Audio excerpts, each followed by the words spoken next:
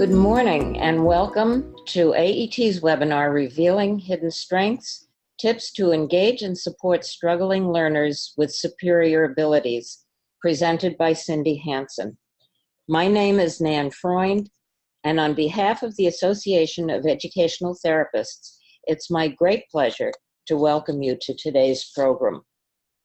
The Association of Educational Therapists is the national professional association that sets standards and ethics for the professional practice of educational therapy and provides ongoing professional development for its members and the public. AET offers a variety of professional development programs, including webinars, study groups, regional workshops, and a national conference that enable members and the allied professional community to stay up to date about the latest research-based findings in the fields of education, psychology, and neuroscience. Our 2016 national conference will take place in the San Francisco Bay Area in October. It will feature Dr. Daniel Ansari, who heads the Numerical Cognition Laboratory in the Department of Psychology at the University of Western Ontario, and Dr. Guinevere Eden, Director of the Center for the Study of Learning at Georgetown University, where she studies the brain bases of developmental dyslexia. And now it's my very great pleasure to introduce today's speaker, Cynthia Hansen. Cindy is a professional educational therapist specializing in the unique challenges of high-ability, creative, talented learners who often are referred to as twice exceptional, because not only are they exceptionally bright, they also struggle with certain aspects of learning. Cindy's diverse work, which includes public school teaching, consulting to schools for gifted children, and conducting a private educational therapy practice, has grounded her compassion and collaboration with fellow educators, parents, and children. Cindy holds a Master's of Education and Teaching certificates from UCLA and a postmaster's certificate in Gifted and Talented Education from the University of California, Santa Barbara. She is a certified SENG, that's S-E-N-G is the acronym, SENG Model Parent Group Facilitator. And SENG stands for Supporting Emotional Needs of the Gifted. And she's been granted professional level membership in the Association of Educational Therapists. Cindy will be expanding on today's presentation at the AET National Conference. Please welcome Cynthia Hansen.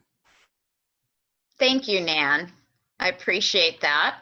And yes, I'm very much looking forward to our national conference in October. There we go. And welcome, everyone. It's a pleasure and an honor to be able to share an hour with you. And I'm really excited that this is of interest to you because it's a very high passion area for myself. There's a couple of things, this is my soapbox moment. There's a couple of things that I'm hoping that you who are listening will be able to take away from today. And it's not necessarily the content, but it's the heart of what I'm presenting.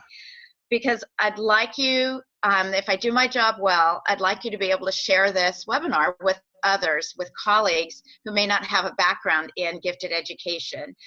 For those of you with a background, I'm definitely hoping that that this webinar gives you some more examples or insights in order to share with your colleagues or to use in your own life as a parent or as an educator or as an educational therapist or allied professional. And for many of you who don't know the background, hopefully this gives you a little bit of a charge to find out more, just as it did for me many years ago when I was looking at my kids and going, what have I done and who are these people? And the bottom line is that I hope that in what I speak about, that some of you out there will be able to say, oh, that's what could be going on. And just really thinking about other aspects of either giftedness or kids who seem bright with learning disabilities who might be brighter and need more because their disabilities are hiding their giftedness. So I'm hoping that you come away with just one more way of a new way of thinking of at least one of your students or your child. So to go back, the basic ideas that I'm going to be covering is several ideas about giftedness, dispelling the common myths, twice exceptional clues, and strategies for awareness, healing, and growth. So let's start. What is gifted? Some of you already have an idea of what you picture giftedness to be. Might be an elitist idea. It might be, why aren't we talking about other kids? And we're going to go through a couple of those things. And a lot of people believe that we all have gifts. And this is absolutely true. I know a lot of people who are not considered gifted, and yet they are our doctors and lawyers and people who make a difference in the world. And they're very important to us. Howard Gardner came up with this wonderful theory of multiple intelligences, letting us know that there are so many different ways that we are in the world that are important to the world, and we experience the world in different ways, which is absolutely true. The problem that I have with Gardner is that it doesn't necessarily tell us about our gifted population. It makes it seem like everyone is the same. And we know that to be true because in our classes, in our schools, we have different classes for different needs. So giftedness is not just a learning strength in one of these areas, but it is rather a way of being. A lot of people look at giftedness as a number, and indeed it is a place for all of us statistically to go. 130 and above is traditionally a gifted child. Once you get into the next standard deviation above what is considered normal, every standard deviation is one more extreme to a higher level of brain activity, just as it is on the other end of the scale. The gifted keeps on going. But one of the things that's really interesting about the population that I serve is they may not reach that 130. Indeed, they may not even reach the 120 because the disability may be hindering their testing scores. They may have immature executive functions so that they're impulsive. They might be hyper-focused on getting the right answer so they don't complete the exam. Depends on the exam that's being given. And there's also a way of looking at the data on a cognitive ability test that allows for students with slow processing speed. And that's called the General Ability Index, and it takes out the parts of the test where our traditional gifted or 2E kids get stuck, and it focuses on what we know are key markers of a gifted child, which are the verbal and critical thinking skills.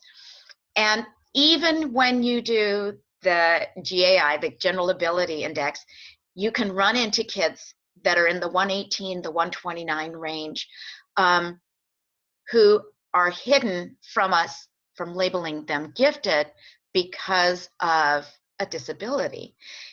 And this is that wonderful bell curve that we all live by.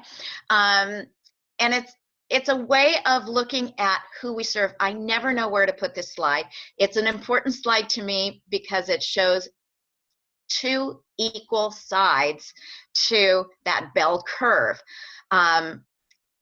There are the kids that are on the low end who we know get services. And my point was showing this is that our resource distribution is heavily weighted towards those children. And yet the outliers, as you can see, are on both sides of the bell curve. And we need to rebalance this distribution and look at those kids that are in that 115 to 130 high average range to see what might be holding them back or what might be pushing them forward. And I'm getting ahead of myself because I'm still talking about what is gifted. So gifted can be that number. Most people also recognize that it is a way of thinking divergently, that creativity, the qualitatively different aspect of the way people see the world, whether it's in these microscopic blobs of color that make for a beautiful hat and a Renoir picture, or whether it's the ability to take the meaning of the way a child thinks divergently and put symbols into a single image that you can go to time and time again and realize that it has one more layer of meaning.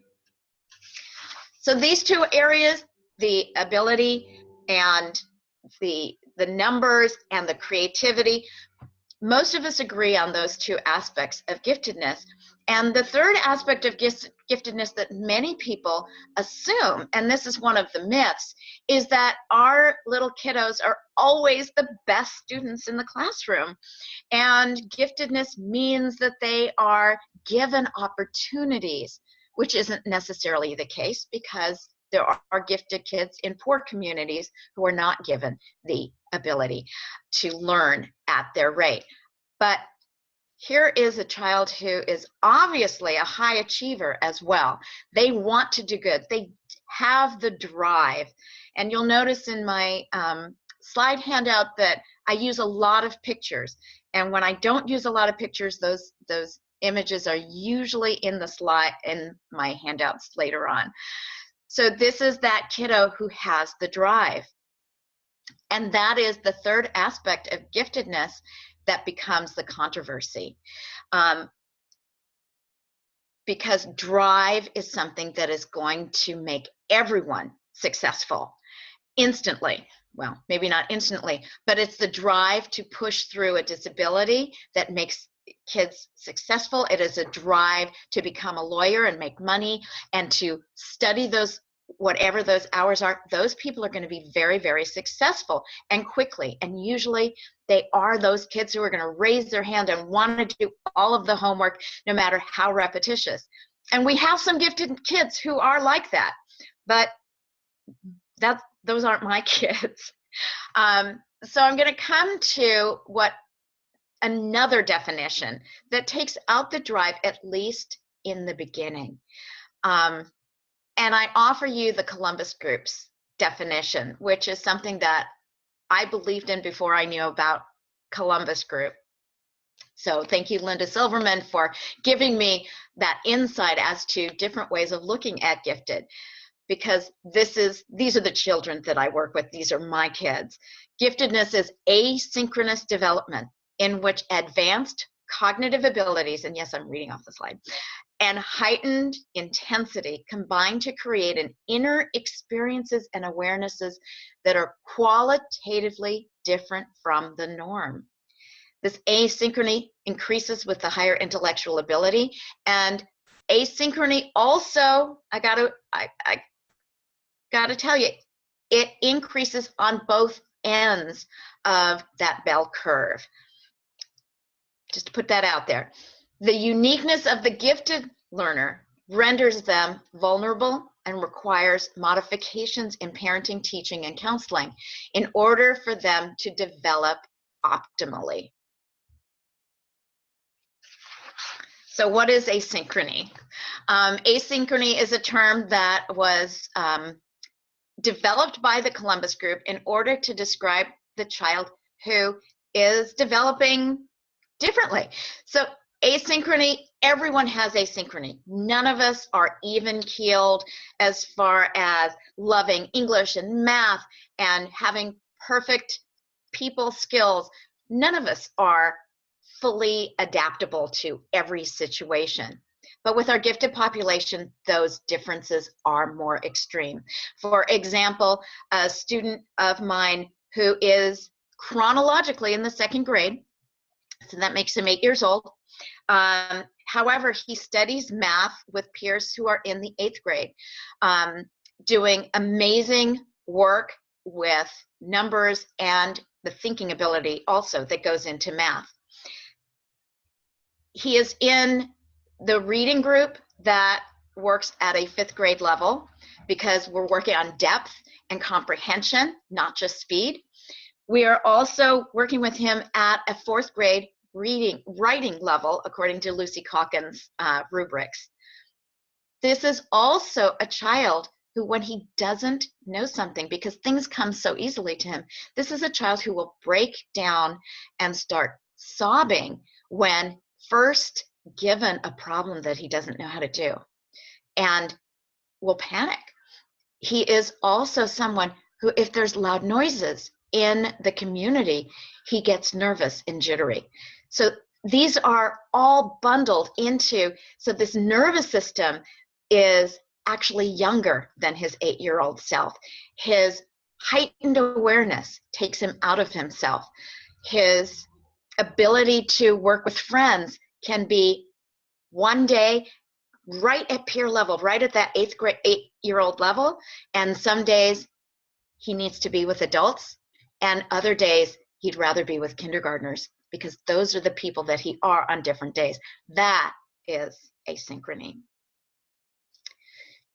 Another aspect is this wonderful expectation, and the teachers out there, right? If you teach gifted kids, this is the expectation that they're happy, bright, and your colleagues are all jealous of you for having all of the best motivated kids in your class. And those kids are not always the gifted kids. Our gifted kids are usually the ones that are taking the pigtails of the girls in front of them and dipping them in the inkwells. Okay, well, maybe that doesn't happen today, but they're finding a way to experiment with social norms in order to see what their limits are, or they're moving so much because their minds are not engaged. Yes, there are the high achievers, always, but those may not be gifted high achievers. They may just be high achievers. And it's never a great idea to put a high achiever with that expectation next to a child who is gifted, who does not have that motivation. So another expectation is that these kids are always those wonderfully perfect, balanced kids in all areas.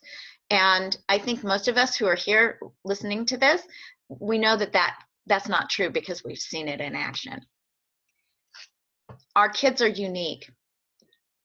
We have hypersensitivities and a need for action and movement and learning by moving and doing. We have kids who are creative and sensual and need to touch and experience the world.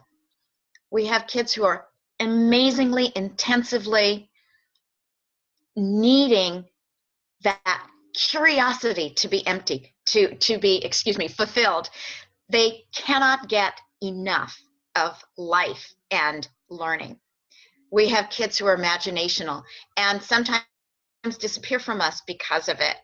And then we have those amazingly empathic kids who don't know what to do with all of that emotion that they can feel in the world. Maryland Department of Education, this is in your handouts. What I like about this definition is that they emphasize showing potential. They need to be recognized for that potential, and then our job is to help them reach their potential, even if if there's barriers in the way. And that's our twice exceptional kids. Kids will do well if they can. If they can't, something is definitely getting in the way. That behavior cues us to something getting in the way. how do we know that something might be getting in the way besides those behaviors? The meltdowns at school, the meltdowns at home because the stress of keeping everything in. What is that key area where our kids are having trouble? And it's really difficult because there are strengths that hide challenges, and there's challenges that can hide the strengths. So when we're talking about, oops, I changed the slide. Gifted Development Center gives us some ideas for possible characteristics of the twice exceptional learner. They have an amazingly sophisticated vocabulary, but possibly they show poor comprehension, or when pushed for details, they can't find them in a text. They participate, but they're wonderful ideas. They have poor organizational skills. And maybe they claim that the work is stupid or beneath them, or they start distracting others and pulling them off tasks. They may be inconsistent one day from the next, depending on their stamina, depending on what they ate for breakfast. These are fragile learners whose attention can be pulled away because of something that they know, they feel isn't right within them, but they don't know what that might be in most cases, unless they've been diagnosed as young children. They also thrive on complexity, but they have difficulty perhaps with rote memorization. And they may have very poor writing skills as well.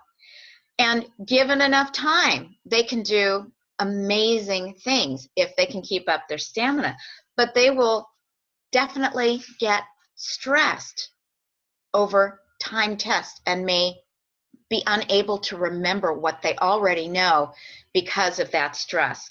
That executive function, that amygdala, cuts out their ability to reach that information. And they may fatigue very, very easily because of the energy required to compensate. So here we have this comorbidity, and this is something for those of you who work in special education. There's always more than one thing going on with a child, whether they've been diagnosed with a disability or not, because there are other pieces of their learning that are being affected by whatever that disability is. But with our gifted kids, they aren't always diagnosed because they are successful. So our gifted kids, when you put them on top of all of these other difficulties, multiple ways of getting lost, it adds that layer that you have to peel away in order to get to that deep understanding of what's going on.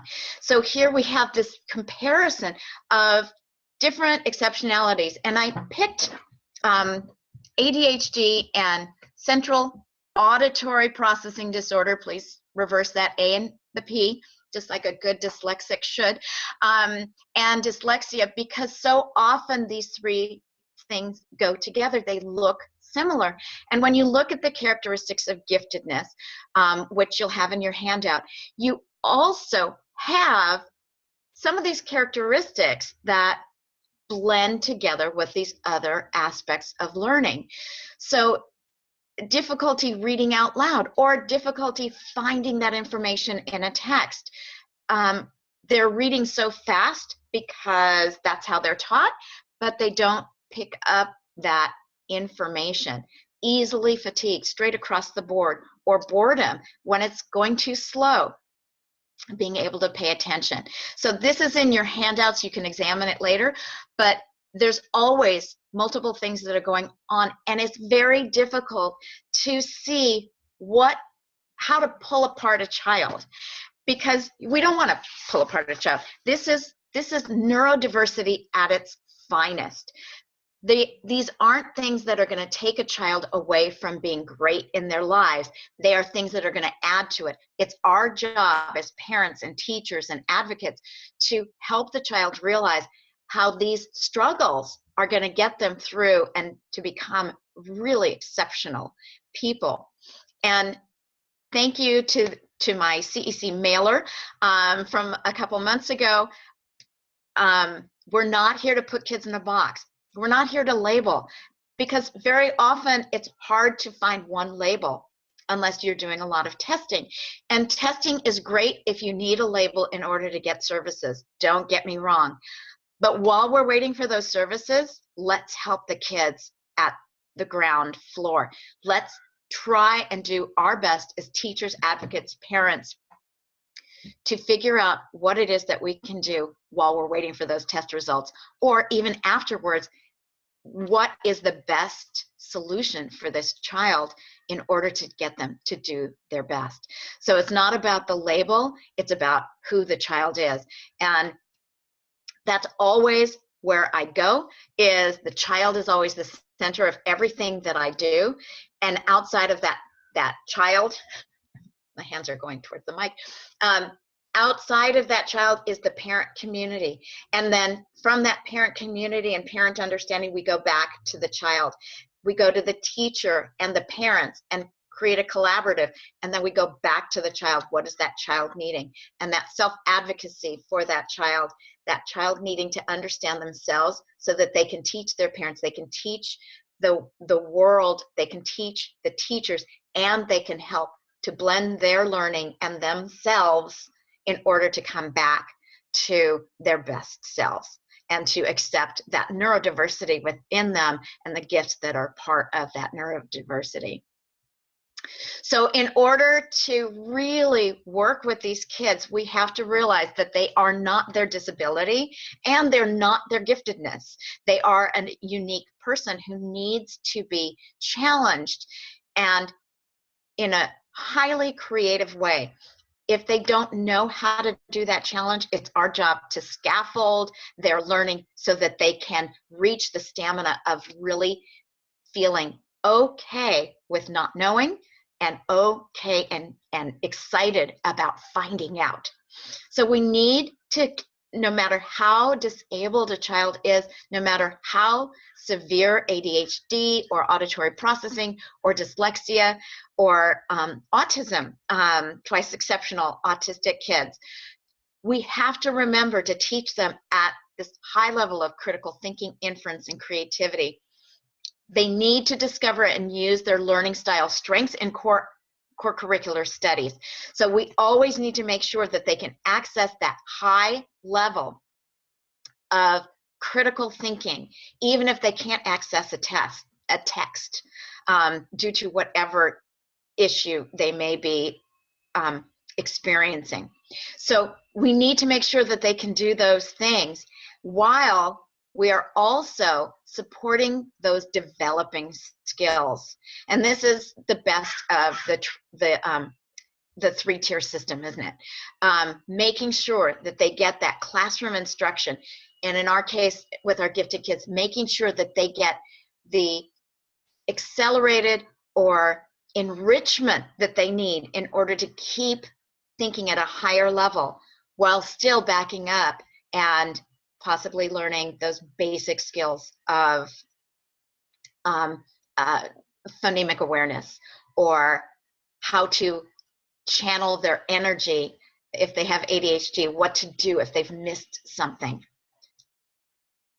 So one of the things that is really typical about our thinking process, our mythical process of our gifted kids, and this is where myth and reality really mix, because processing speed is usually, with many of our gifted kids, they are thinking incredibly fast.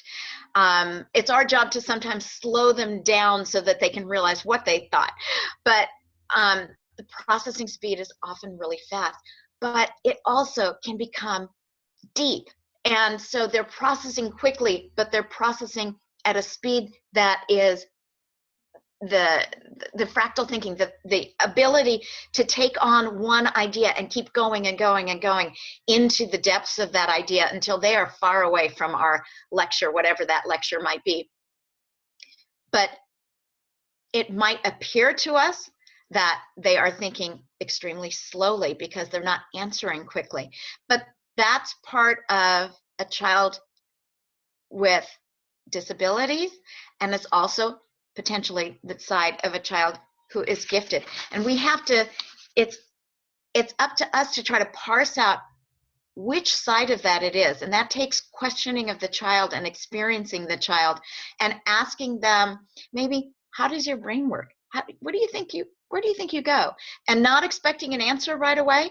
It might take years to get an answer because they might not know. And that's when I like to start doing, I wonder if you go and start thinking deeply about that. I wonder if I spoke too fast and you need me to say it again. I wonder if I spoke too slow and it's driving you nuts. So we have to experiment giving them options of words so that they can help to communicate with us. So if they can't do that already, if they can't self-advocate, it's up to us to give them a few options. And that's up to you and what you know about that individual child. But processing speed is not necessarily an indicator of a disability, but it can be. Sorry, no clear answers, and that's our 2E kids. That's our neurodiversity.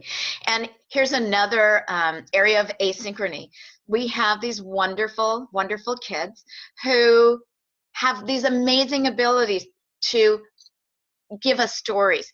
And the stories are fantastic, but they can't write it down. And this is another area where we need to really figure out, is it a graphomotor disorder, or is it possibly that they have so many ideas they can't choose the first one to start with, or they don't know because there's so many options, so that creativity can be a block. But also, a 6-year-old child who can tell fantastic stories still does not have the capacity in their hands and their development to write.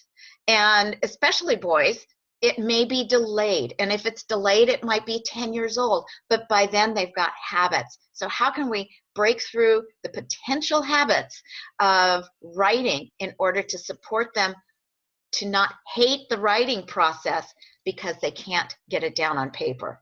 So those are some of the things that we need to ask ourselves. What is available at the school? Can they dictate? Can they help with, can we help them with voice to text? Because in our world today, we have so many ways of supporting our kids with technology that we just have to think about it. And they can tell us often. And these are things that my kids didn't have. It was strange to be able to use a microphone or a digital recorder. Now it's not strange at all. Teachers are using their whiteboards. Teachers can copy and send out their lectures from their whiteboards now, their smart boards. So we have so many more opportunities to support these kids without the kids feeling otherly and more strange than they already feel, because if they're the one gifted child in a class of non-gifted kids, they already know that they're different. They think differently. They have jokes that other kids don't get, but all of the adults do, for example. And this is just a slide I use in other presentations about executive functions. Kids naturally, all of us naturally, do not grow in a straight line. We learn different aspects of learning in different ways at different times during our lives. But if there is a delay, which I believe many of our gifted kids are delayed in their executive functions, I think it's very unscientifically, their brain needs to be working on thinking, and the executive functions kind of get waylaid. The ability to make effective decisions, the ability to not raise their hand before speaking out because they're afraid they're going to forget some idea. So goal setting, problem solving may not be the best if it has to do with them, but it might be better if it has to do with math. So these are areas that they can be delayed. And now I want to go into auditory processing, because this is one of the things that at first I never thought of. We talk about dyslexia as being an inability to process phonemes, the small sounds of speech. But auditory processing goes beyond that. Very often, dyslexia and auditory processing go together. But auditory processing is the frustration of a child who may not be able to filter all of the sounds that are coming at them. And this is a very interesting gifted idea, because some of our gifted kids, especially those who are musical, think about that. They can hear every tone in their environment, and they might focus on that piano, but they might also be irritated by the call next door, the phone that's 3 blocks away that they can also hear. So they can be pulled away, and that's an auditory attention that can be the issue. And think about that.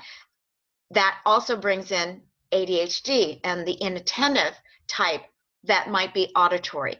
So these things, I'm trying to weave them together, but also show that they're separate issues as well. So auditory processing is a matter of taking in that information, but not being able to comprehend it, associate it, link it, save it, really get the understanding of what it is. So with these kids who don't get that verbal information, we need to consider guided repetition. It has to be specific to the need. So that also means that we're talking to the child, and we're talking to the adults around the child to find out what exactly is that aspect of need for that individual.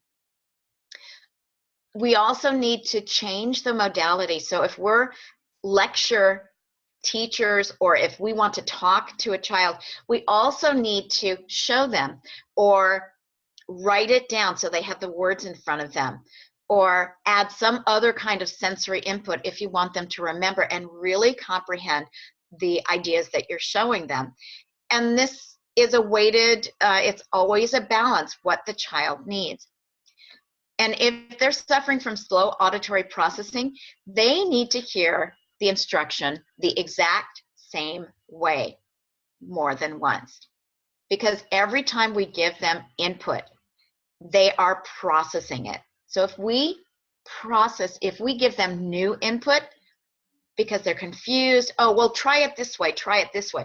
Well, now they have 2 or 3 or 4 different ways, more information that they have to process, more confusion because they don't know how to put those different ideas together, because that's the point of auditory processing disorder, is they're having trouble putting that simple idea together. So this is also where you take apart an idea into smaller chunks, but you repeat those chunks as written so that they can hear it and see it, or you repeat the exact same thing. But always, well, so adding a modality, which I just covered, but always ask them what was understood. Make it a routine. Make it a routine in your class. Make it a routine with all of your kids. It's part of developing that self-advocacy. And I am always running out of time, Nan. Attention deficit, what I want to say about attention deficit is that the key to a child's experience with true inattention is those micro moments that are gone from their memory. It's a frustration that they don't know what they don't know. So this is this wonderful student of mine who illustrated this, and I tried to put it into a slide. These are those micro moments that are missing. So in a set of instructions, these are the only words that she picks out. How do you know what you're supposed to do? She is listening. She's doing her best. But those micro, minuscule moments are taken out of what is being said, and she doesn't know what she doesn't know. So having it written down, being able to use your finger when you're reading, because it can skip lines, this inattention, you skip words, you skip lines. So that's how ADHD inattentive can impact your reading as well. And that spaciness that you see from a child with inattention can be them trying to get this information and make sense of it. So they're trying so hard to catch up. And if it's auditory, it can look the same way, but it is not intentional. That impulse control, they get it afterwards, but they don't know what's happening in that moment of inattention or inability to control themselves. And it's always a job of scaffolding, scaffolding, scaffolding. How can we help a child to advocate for themselves, to be able to push in the effort to try difficult tasks, to be mindful of the tools that they'll need for a lifetime.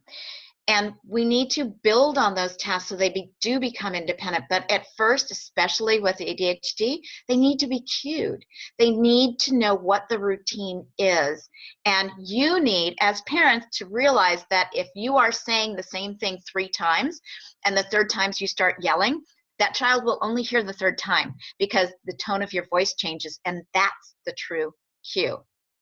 So be mindful of resetting some of these cues that you might be set in, and finding other modalities to help to cue the child.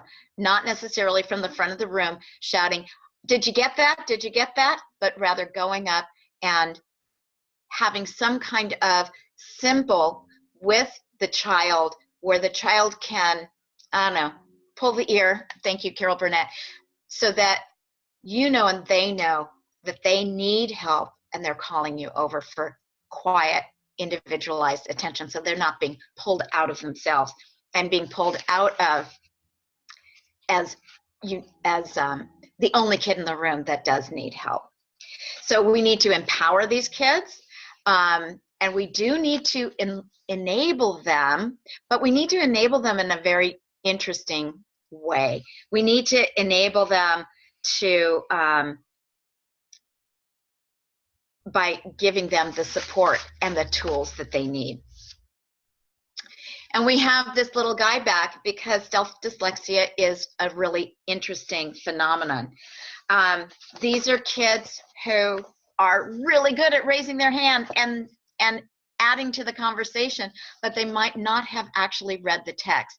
They might not be able to get the evidence from the text to you because they're not actually reading the story, or they're raising their hand, and once you call on them, they're unable to give you the answer because the image is in their head for the answer, but they're unable to express it. And these kids are often told, somebody else will whisper the answer, "This is what you mean, I was going to say that," or you ask them not to raise their hand until they have the answer. And the problem is that they had the answer right away, but unfortunately the words for the answer are not as readily available as the answer that they can picture in their head. It's kind of like a senior moment. You know exactly what you want to say, you have this picture in your head, but you can't say it. So that's one of the signs of this language processing, which is what dyslexia is thought of more. But we also have to think about that, that dyslexia is a real hidden issue. Kids will memorize entire words, and they will do this for as long as their brain will allow it. But they may memorize a picture book really quickly after reading it once, or after you read it to them, and you think they're reading the book, and they're not, because they can't pick out that individual word. Or they can't translate the word in this font to another font because they've memorized it in one shape. So just like a watch is a watch is a watch, no matter how you have it no matter what size it is, or what shape it is, what type it is, you still can only read it one way. And our kids with dyslexia don't have that ability to understand that there's only one way to read it. And I don't know if that image helps anybody, but the bottom line is we need to teach them the science of language, how to break the code. And when we talk about science with our gifted kids especially, it gets them out of the idea of remediation, which can be very fearful for them, and into the world of code breaking. And very often, these dyslexics, we're not finding them in 3rd grade. They're not poor readers. they're not poor readers until their memory is so impacted by the world around them and they don't have that language, that visual, that verbal language to rely on. So sometimes these kids, we don't find out until they're in middle school and sometimes high school. So at that point, when we're remediating for them, when we're intervening, we have to make it specific to what they need and to develop this kind of code breaking idea. And that's a whole nother hour. But I want you all to consider the purpose of your teaching so that you can really hone in on what the child needs in order to succeed, the purpose of their homework, so that it's limited to only what they need. This is a soapbox again. And the key question, what does a child need to grow their knowledge on a daily basis? Our gifted kids deserve to learn every single day. And very often that's very difficult for the classroom teacher with 30 kids and a diverse differentiation doesn't go into that detail because it's hard. So whatever you're putting in, you also have to offer to allow the kids to come out. Multimodalities in, multimodalities out. And this is on your slide. So really quickly, teaching and testing verbally for those with dyslexia, visually for those with CPAD, outlines for students to follow. And yes, this is for our teachers. The purpose of what the text is, so they have a framework for reading so that they're not just trying to pull random information out. Teaching the kids how to take notes and allowing them to doodle, because sometimes visual reminders are going to be more powerful than other types of reminders. Concrete ways to plan and tracking. Time, a lot of our kids don't do time well, and that takes a lot, again, another hour lecture. It takes a lot of practice in order to understand time. And our kids have the right to be assessed even if they are gifted, even if they're getting C's, and even if they are passing state tests. If we know they're not working to their potential, we have the right to test them. And there are funding, this is also in your handouts, there is funding to train teachers now. And I got here, Carol Ann Tomlinson, our differentiation. It doesn't mean doing a bunch of different things in the classroom. It means having a common goal for kids, but providing different avenues for getting there. And one more item. We have to remember to give the children the tools to learn to their potential. And they will never outgrow, if they have a disability, if they are gifted, they're never going to outgrow that. A lot of you out there, you might have seen yourself in some of these slides, I hope, because you're the parent of a gifted child with learning issues. And yes, you or your spouse may have that similar difficulties. Their gifts, and always remember that our kids' gifts are enhanced by their neurological differences. My goal, and I hope your goal, is always to seek to learn the joy and to seek the wonder at their abilities and have the kids understand the wonder of their abilities, their sensitivities, imagination, their engineering skills, their debating skills, artistic abilities, all of it, and the entirety of how they make their contributions in the world. Thank you. And Cindy, thank you so much. You've given me a lot of good ideas, and we really appreciate your sharing such a wealth of knowledge with us today. We're going to have some questions. We have a few questions now that have come in. The first question is, what kind of tests do you recommend for a child who's gifted but seems to struggle with some disabilities? Do you recommend IQ tests or neurological, or just what? Well, it's really important to get a balance of what their ability is and what their academic needs are. So the first step is to find a practitioner who understands the gifted community, because that practitioner will automatically understand and know what the general ability index is for an IQ, a cognitive test. And you want to hear those words when you're interviewing them, because that is going to be critical. You also want to hear about extended norms on an IQ test. That being said, after choosing the person, it's really important to be able to compare the IQ, the ability, cognitive ability with their academic ability. So many testing pieces like the Wechsler set, they have compatible pieces that go, so they go together so that the scores can be compared. And when there's a discrepancy between what they're able to do and their ability, either way, those are key to finding the next investigative tool. And you have to be willing to go to that next tool, because if it's a reading issue or if it seems to be an attention issue, then you need to go to that next tool to delve deeper into that issue.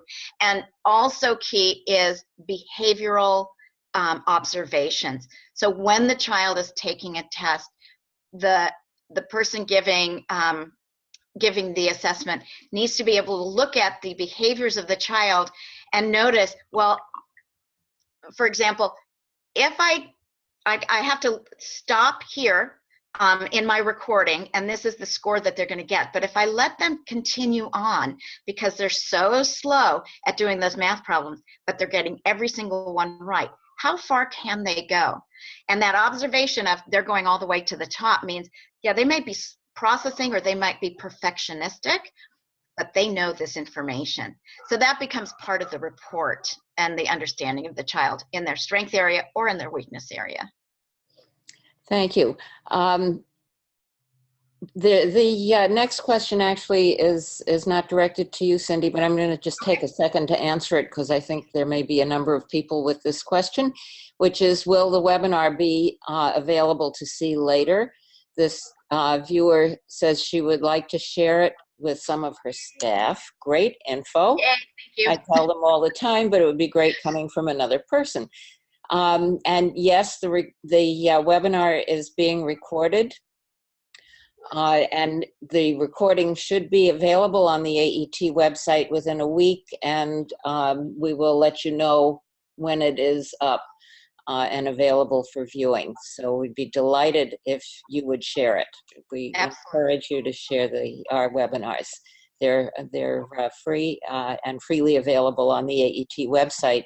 And that URL is www.aetonline.org. The next question asks, is funding available for private school? And I'm not quite sure whether this person is wondering about funding for testing or funding for intervention. So if she would like to get back to us and elaborate on that, I'll come back to that question. And there can be, it depends on the disability, and it depends. So if it's the child needing a special school, you have to prove it. The child has to have an IEP and prove that the school district is not able to take care of the child. So it's a legal battle. If it's funding in order to get services within the school, then usually the school needs to have Title II or Title I funding. So they have to qualify for that. So those are kind of two quick answers for that question. Okay, our next viewer says, Cindy, this was wonderfully helpful and encouraging. What books or websites would you most recommend for teaching strategies to address 2E needs? Well, and that's the handout that you get with the thank you. I have a whole list of different books that are available. Teaching 2E strategies.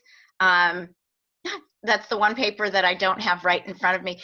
Carol Ann Tomlinson does a wonderful workbook. It was probably my favorite when I was going through my gifted education certificate, because it's so practical. And that's teaching learning disabled kids, gifted kids in the regular classroom. It's an orange book. It's on the list that's going to be coming to you. So, and there's several others about gifted kids. Yes, to repeat, that will be tomorrow. You'll be getting an email thanking you for attending, and the link to that handout will be in that email tomorrow. So watch for it. And also, if there's not enough there, email me and I'll give you other resources, more specific resources. Okay, the viewer who was asking about funding was wondering about funding in regard to training teachers. Yes. And again, it's Title II, Title I monies. And that was on that previous slide. And it's going to be in the handouts. But there is funding, and it's under the ESSA, the new ESSA funding laws, that you can use those professional development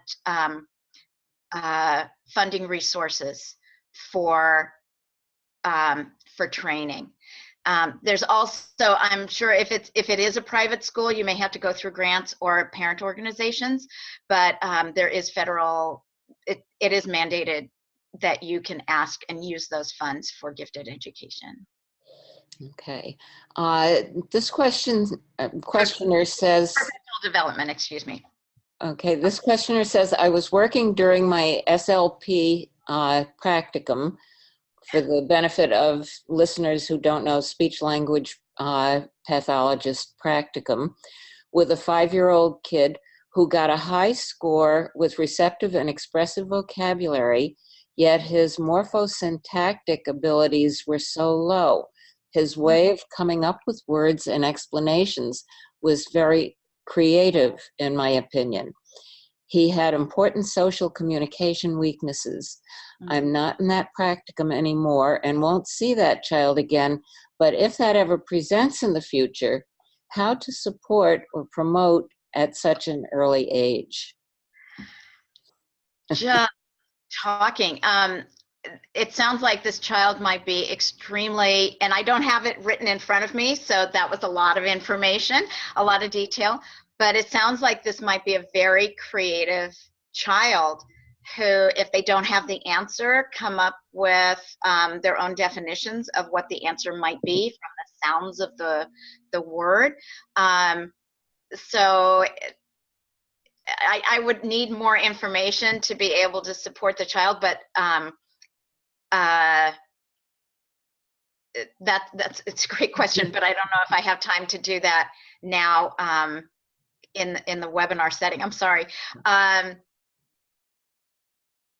I'm not an SLP, so I honor those who are. Very often when I have a child who has like social pragmatic disorder that doesn't communicate well, that's when we go to our allied professionals for that kind of specific support. But if the child seems highly creative, offering perhaps that scientific approach of morphology, taking apart words and being able to put the words back together again by syllable, by prefix, suffix, and root word, to just play around with that. And yes, the child is small, but if a child is gifted at age 5, they're still gifted, and they are still working in some areas much farther above other kids. And you just have to do that push and support, push and support. So giving them that enrichment while also taking them back to whatever area they need support in. Okay, 2 questions that are somewhat related here. One from a parent, well, they may actually both be from parents, having to do with highly gifted kids diagnosed with dyslexia. I'm sorry, my screen keeps jumping, so I just lost the question. Give me a second.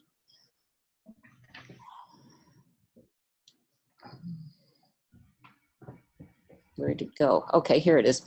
If a child has been diagnosed with dyslexia and IQ of 140, yet they can't pass the gifted test to get into the program for the gifted in school, what should a parent do? And the other questioner says, what if the school says it doesn't matter that there's a significant discrepancy between their ability and their achievement because all of their academic scores are at least low average?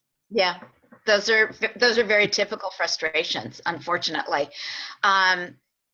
Yeah, dyslexia can keep you out of a lot of things because it's so misunderstood that how can you be gifted and still have a disability? So you have to have a nonverbal test, and you have to fight, unfortunately, because and it depends on the age of the child. If the test for giftedness and different states have different, we have about 33 states that do have gifted IEPs or some really strong gifted program, but the most of us are sitting here yelling at the school districts. You have to advocate for your child and advocate that the assessment, whatever the gifted assessment is, that it needs to be nonverbal. And wherever you got that 140 IQ, that needs to be taken into the school district, and they have to either repeat that test, and you have the right in writing. You need to write a letter explaining this. Don't do email. You can copy it through email, but it has to be written. And when you do a written request, legally, they need to consider it. And if they don't, because it doesn't seem, because like the other parent said, it's a C, this child is getting a C, you have to bring out the high guns and the big guns.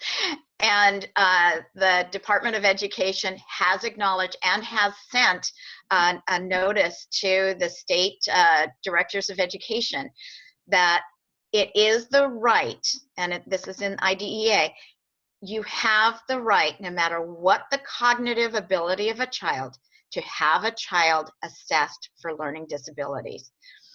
So this is referred to as the Delisle letter, and I can send you a copy of that if you need it in order to argue your case. But it's a huge frustration and a bigger discussion. But advocacy is critical. Having the assessment numbers is critical, and being able to support your child. We're running a little overtime, so let me just make a couple more announcements, and then anybody who would like to stay on for a few more minutes, we'll wrap up with the remaining questions.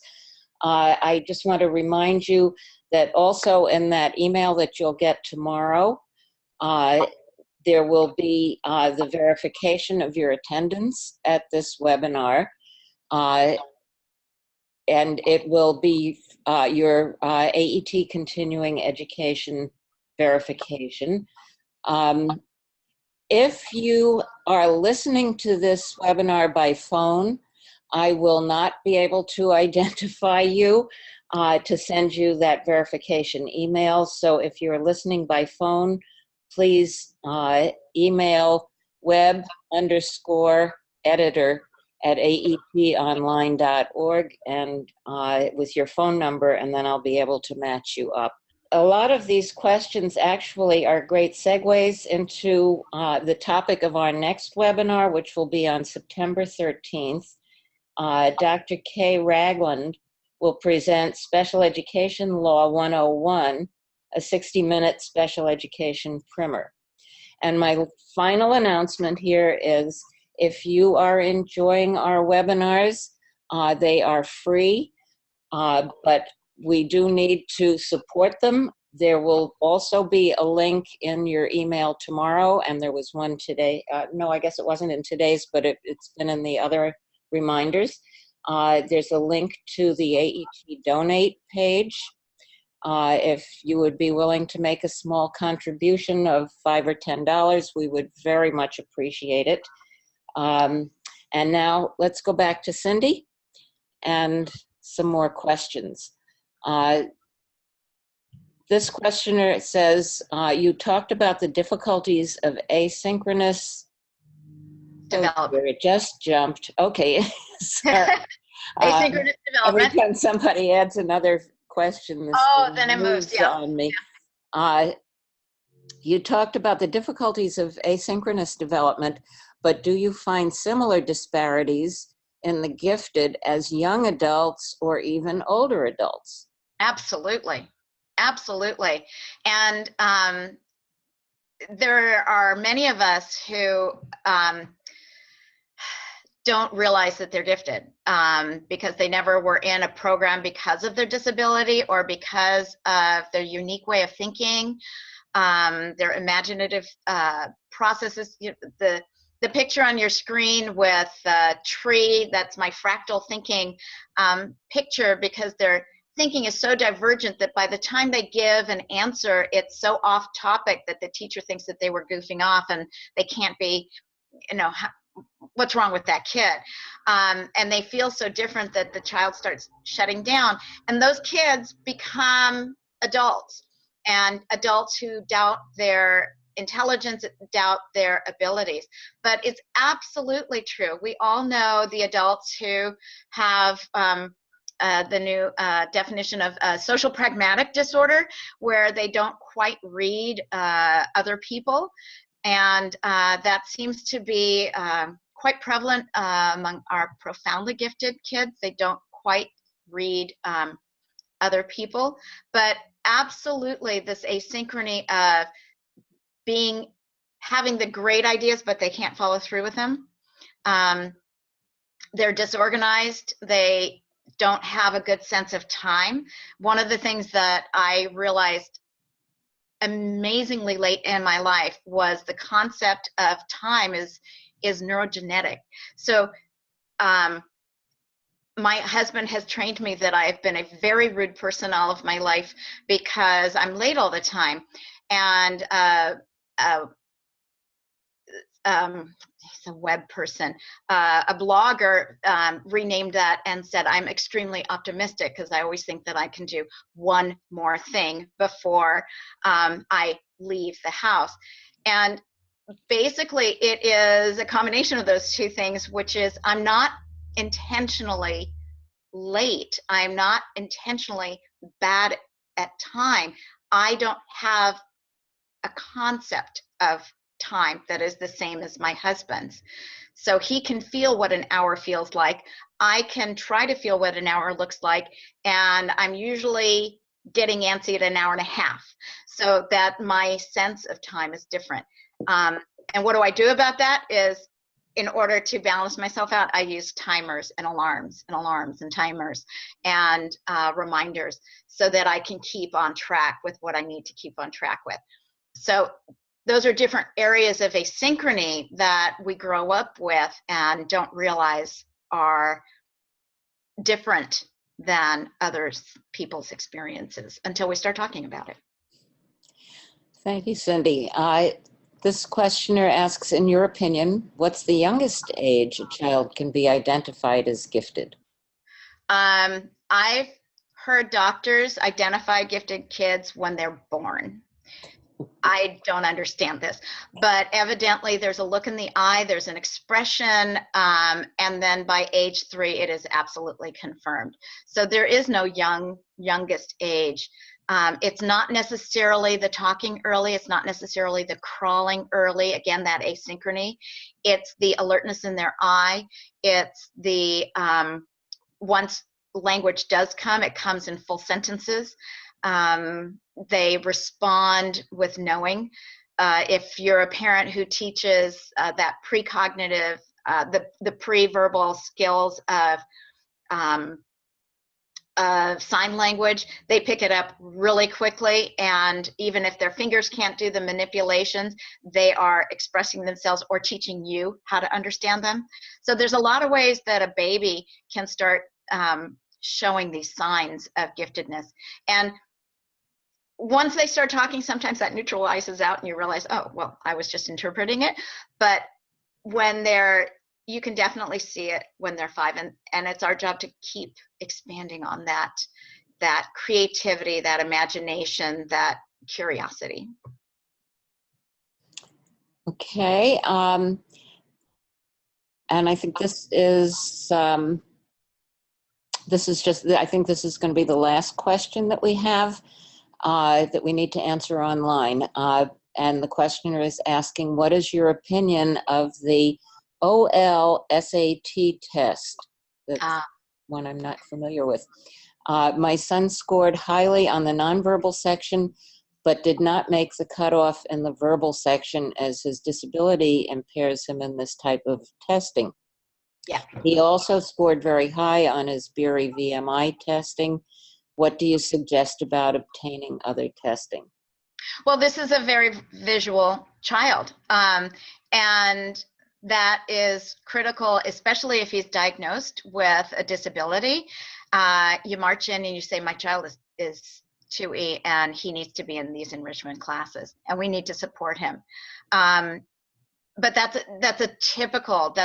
a wonderful profile for a twice exceptional child, and that's educating the administration of that school or the school district and what twice exceptional is, and the need to, I'm repeating myself, but the need to really push the enrichment and the strengths and teaching to those strengths, while also giving the support in those areas, those verbal areas, which are not a strength for the child. So they need both ends of the learning spectrum. Okay, and actually there is one more that I need to answer. The question is, how long are the recorded webinars available? They're available on the AET website indefinitely, and the handouts are also going to be available there as well.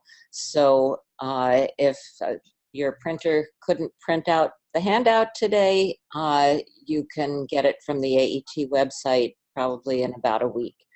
And one of the things that I noticed when you're downloading it, if you have a PDF, if there's something that I didn't cover in the handouts themselves, you can always put it on your computer screen and you can expand one of the slides if you need one of the slides expanded on. Taking the screenshot. Anyway. Thank you again, Cindy. This has been so informative, and thank you to our audience. We're so glad that you were here and that so many of you stayed around for the extra time. And we'll look forward to seeing you in September when, let me just repeat again, Dr. Kay Ragland will present Special Education Law 101, a 60-minute special education law primer.